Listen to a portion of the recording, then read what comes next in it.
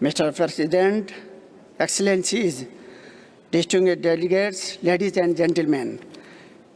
At the outset, let me congratulate you, Mr. President, on your election to this important position. Let me also appreciate the Director General for this comprehensive report on the Women at Work initiative, with not only sums of the structural and other constraints, but also provides pragmatic suggestions for the attainment of the gender equality and justice in the world of work.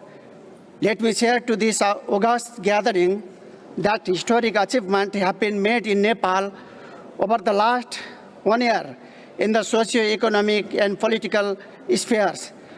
The labor sector has also made a remarkable progress. We have successfully completed the election to the 3 tiers of government, federal, provincial, and local, under the new constitution. It has kindled hope among people for stability and development. It is also important to mention that the local election came up with 41% women elected in representatives.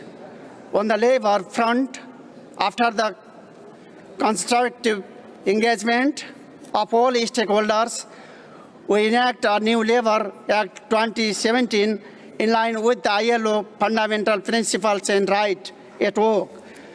The regulations required for effective enforcement of the Act has also been adopted. The most important aspect of new Act is that all workers are covered within jurisdiction. Enactment of a contribution-based social security law is another important milestone in this direction. Within a couple of years, this system would be implemented in a full-fledged manner by engaging the informal sector also. In addition to this, we have prepared a master plan to eliminate all form of child labor by 2025. We are also in the process of finalizing a national policy on occupational health and safety.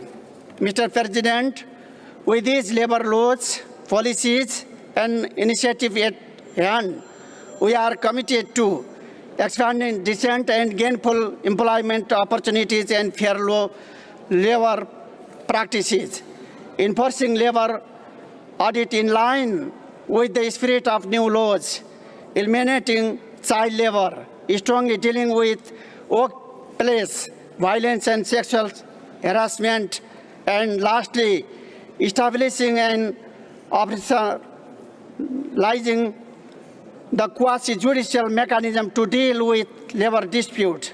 Mr. President, Nepal preferred to make foreign employment not an option rather than compulsion. For this purpose, the flagship Prime Minister Employment Program seeks to create massive decent work opportunities for the youth through skill enhancement and entrepreneurship development. It also ensures a minimum employment guarantee to the people, deprived areas and marginalized communities.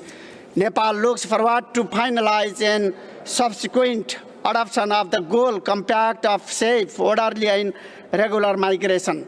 We have commenced decisive action to ensure fair recruitment and control fraudulent activities.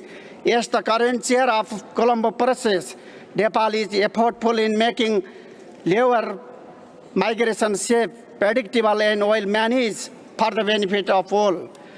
Nepal respects and implements the principle of social dialogue and tripartism. The Central Labor Advisory Council is now in operation in a national forum for consultation and dialogue on labor issues. Mr. President, before I close, let me take this opportunity to extend our thanks to the ILO and other development partners for their continued cooperation and support in promoting decent work, social dialogue, tripartism, and right at work.